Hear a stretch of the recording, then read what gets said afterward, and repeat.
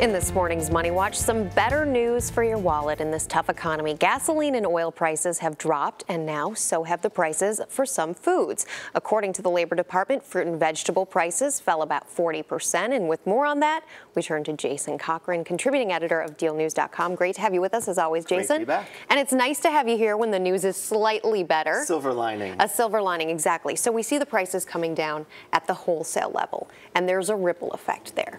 Exactly. And when things are cheap on the wholesale level, eventually they become cheap on your grocery store, on the consumer level. So that can be great news. So even though prices are still going up and they're still higher than they were last year in certain sectors, like some foods, going down. So that's good for you. Just like gas prices, which are up about $1 from last year this time, even though in the last month or so they've come down 30 cents. Yeah. So right now, you're paying $3.66 on a month ago it was like $3.94. So you'll save about $3, I guess, every time you fill up your tank or so right now. So you can use that money, obviously, elsewhere in your life, which economists are sort of hoping on. You know, the economy will boost up if people start spending it on things that they really want. Right, exactly. And then that eventually will create some jobs. That's the hope. Now, we have these fruits and vegetables sitting in front of us, the likes of spinach, tomatoes, watermelon. Why these things? Why are they less expensive? Well, there's a couple of reasons. You know, one of them is that we're in season. You know, the winter freezes are over, and this is the time when you buy these things. So the prices have just dropped. For tomatoes, they've gone down 47%, spinach 48%, watermelon, great time for watermelon, of course, 74% down. So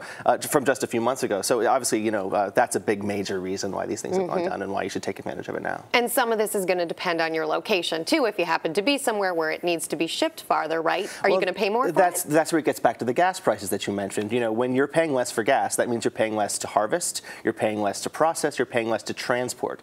The more that they have to transport the items that you want, the more you're going to have to pay because the gas costs something. So as a consumer, what's the smartest way to behave in an environment like this? What I would advise, first of all, is like you just suggested, find stuff that's local or, you know, not too far away, maybe 100 miles away or so. There are farms near you that could use the business. Food doesn't have to travel very far.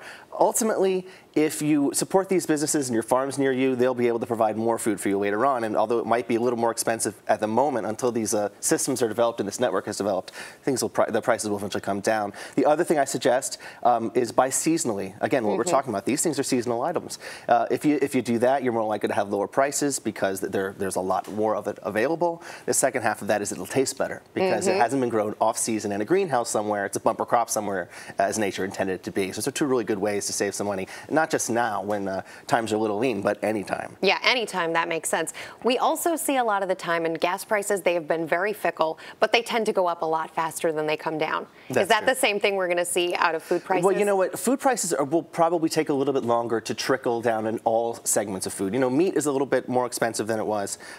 Vegetables, though, being cheaper, cows eat vegetables. So the cow will eat the vegetable, and within time, the meat will become cheaper as well. Does that make sense? Yeah. And canned food, same thing. You know, the stuff they can today will be cheaper in 6 months. So if you can wait about 6 months, the savings will trickle down in other areas, we hope. Jason, as always, thanks so much for being with us. And for some smart ways to save at the supermarket, go to CBSMoneyWatch.com.